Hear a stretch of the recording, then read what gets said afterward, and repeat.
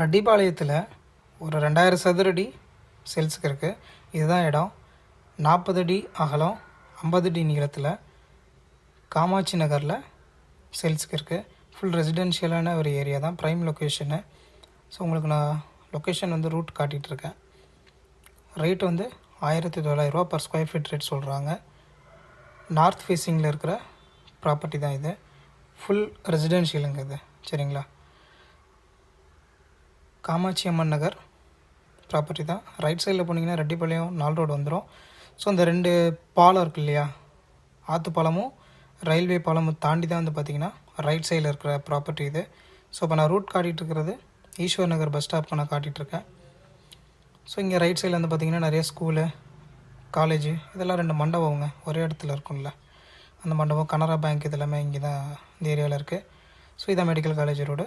நேரில் வாங்க பேசிக்கலாம்.